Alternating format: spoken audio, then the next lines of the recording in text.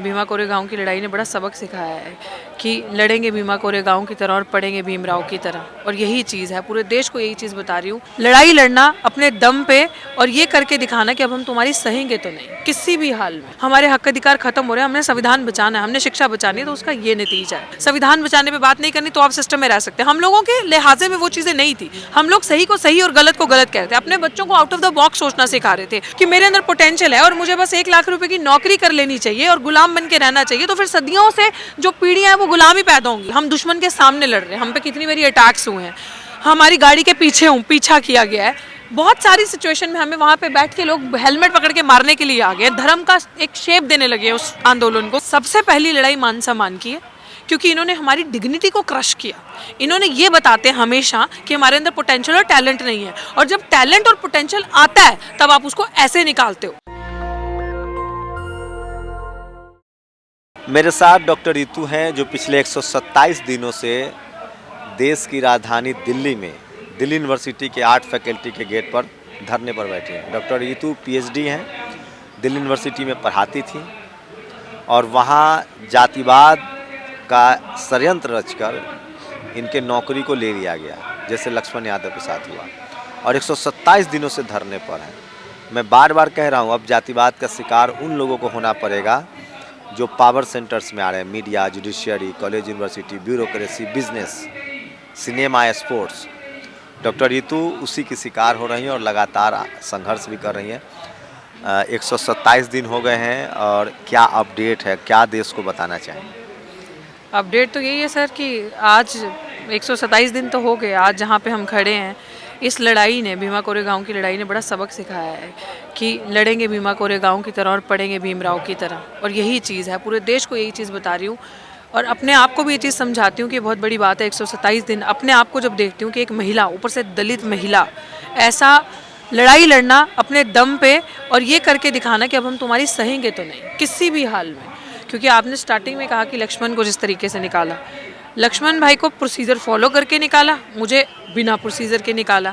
लेकिन दोनों ही तरफ से देखो तो जो अम्बेडकर की बात करेगा, जो बहुजन की बात करेगा, जो उनकी विचारधारा घर घर पहुंचाने की बात करेगा, अपने हक अधिकार की बात करेगा। और अगर आप मुखर रूप से कहते हो कि हाँ हमारे हक अधिकार खत्म हो रहे हैं, हमने संविधान बचाना है, हमने शिक्षा बचानी है, तो उसका ये नतीजा है। तो मतलब ये आपको इसीलिए नौकरी से निकाला गया लक्ष्मण यादव को, क्योंकि आप लोग समाज की बात कर रही थी, समाज के लिए सड़कों पर लड़ रही थी। बिल्कुल बिल्कुल चुप रह जाती तो बच जाते।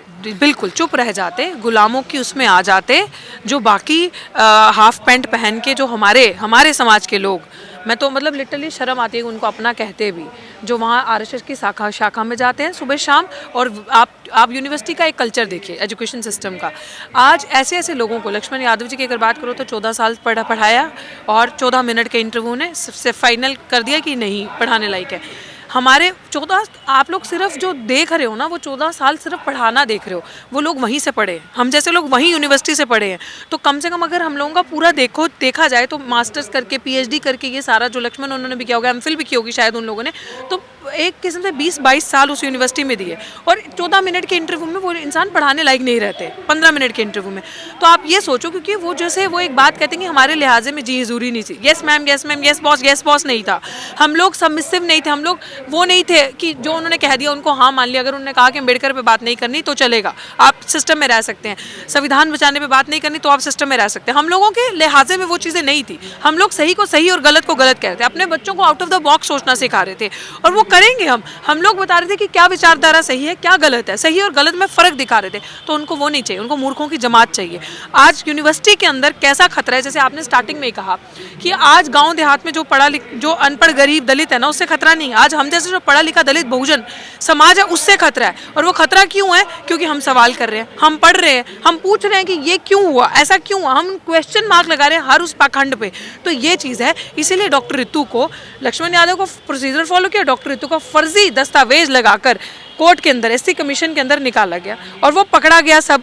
तब आज हम आंदोलन पे बैठने का रीज़न ये था, इसी यूनिवर्सिटी के प्रोफेसर लक्ष्मण है, इसी यूनिवर्सिटी के प्रोफेसर रतनलाल साहब हैं, ये जो 3 चेहरे हैं, ये बात कर रहे हैं, सबकी नज़रों में आ रहे हैं, बहुजन समाज से हैं और बात कर रहे हैं, सही गलत का फ़र्क बता रहे हैं। तो डेमोक्रेटिक तरीके से आप प्रदर्शन भी कर रही हैं, लीगल जो ऐड है, लीगल तरीके से भी आप इस लड़ाई को अभी आगे बढ़ा ही रही हैं। बहुत मजबूती से सर, बहुत मजबूती से। बट दुर्भाग्य हमारा ये होता है कि लीगल तरीके से जब लड़ाई चलती है तो उसमें तारीख पे तारीख मिलती है। इंडियन जुडिशल सिस्टम का यही तरीका है कि आप मेरी जब से कोर्ट में जब से मैं धरने पे बैठी हूँ तब से मेरे दो जज चेंज हो चुके हैं मेरे केस में, अब ये तीसरे हैं।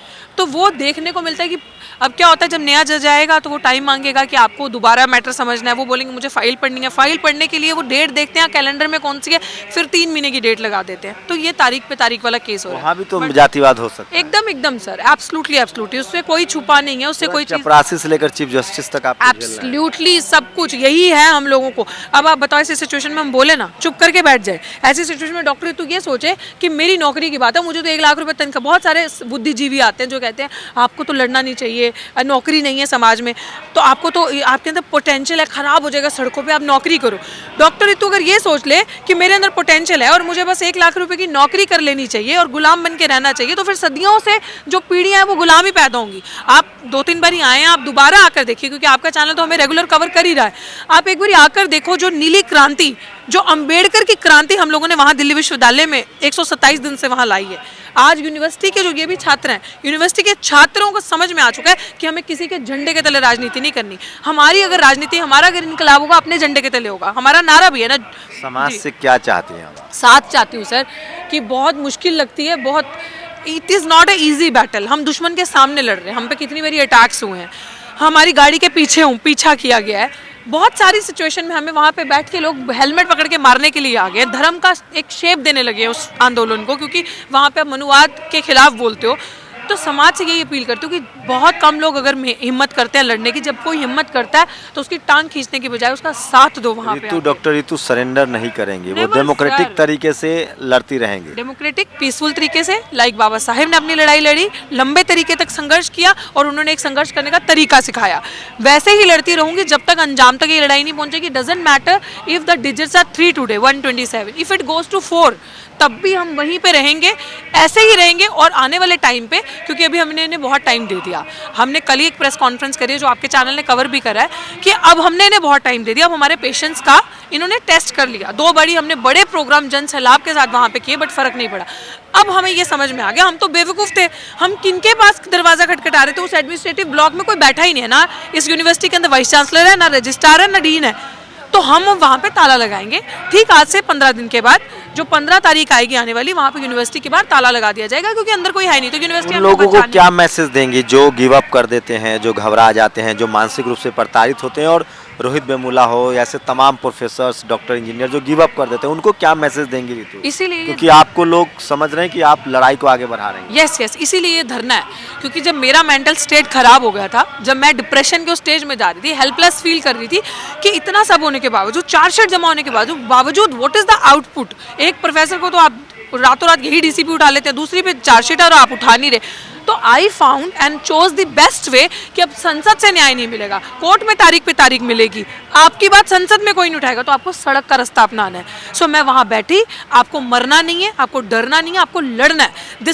ये मेरा सबसे ब्राइट और सबसे मुझे लगता है कि इंपॉर्टेंट मैसेज है फॉर द यूथ, कि एक तो हम अंदर यूनिवर्सिटीज़ के रह के, हम पे हमारा कोई भी इंसान, चाहे वो आप है चाहे मैं हूँ, कोई भी, हर एक सताया हुआ है, but that does not mean we should end our life. हम लोगों को संघर्ष करना और सड़क हमारा रास्ता है। आप आओ, और मेरे आंदोलन ने ये भी करके दिखाया कि समाज आपका साथ देता है। ऐसा नहीं है, हो सकता है कुछ जो जिन्होंने अंबेडकर को नहीं माना, वो खाली जो तस्वीर को मानते हैं, वो फ़र्क अलग है कि नहीं मानते, लेकिन जिन्होंने माना उन लोगों ने भारी संख्या में साथ दिया, भारी संख्या में समाज वहाँ पे आया। और अगर आप लोग भी निकल के आओगे, एक बार अपनी जान लेने से पहले ये सोच लेना कि समाज साथ देगा, आप सड़क पे आओ। एक लंबी लड़ाई है और गिव अप नहीं करना है, डेमोक्रेटिक तरीके से आपको absolutely reach out to people, social media को रीच करो, आपके चैनल को रीच करो, आप तो सबकी बात करते हैं, आपके पास आओ, बोलो ये हो रहा है मेरे साथ, आई वांट टू फाइट। लड़ना नहीं है, मरना नहीं है, लड़ना है आपको। अब जैसे लक्ष्मण जी हैं, अगर उन्होंने तो 14 साल पढ़ा है, वो भी कर सकते थे कुछ भी, but he also set a message कि I will fight, I will approach people, I will reach people. ये सिर्फ नौकरी की बात नहीं है, सामाजिक आंदोलन है, और ये समाज के राजनीतिक, सामाजिक और संवैधानिक अधिकारों का आंदोलन है। ये सबसे पहली लड़ाई मान सम्मान की है,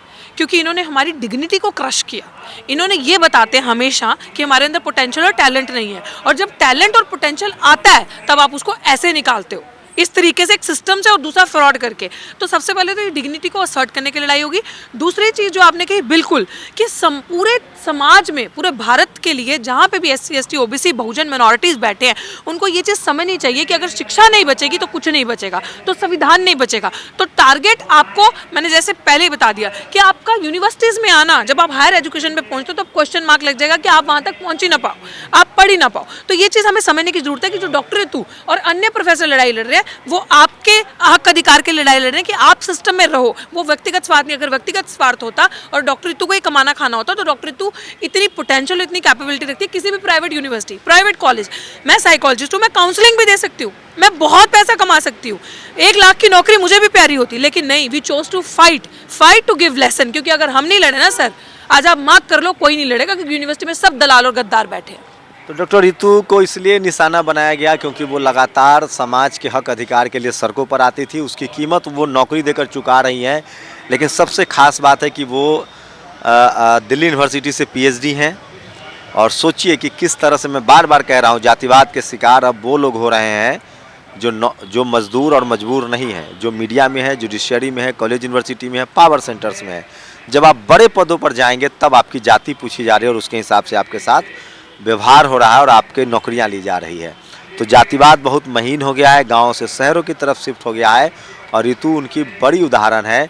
लेकिन रितु एक मैसेज दे रही कि ये लड़ाई नस्लों को बचाने की है, संवैधानिक अधिकार की लड़ाई है, ये समाज की लड़ाई है, ये इंडिविजुअल एक नौकरी का सवाल नहीं। और इसीलिए 127 दिनों से वो लगातार देश की राजधानी दिल्ली में संसद भवन से 15 किलोमीटर की दूरी पर दिल्ली यूनिवर्सिटी में धरना दे रही है।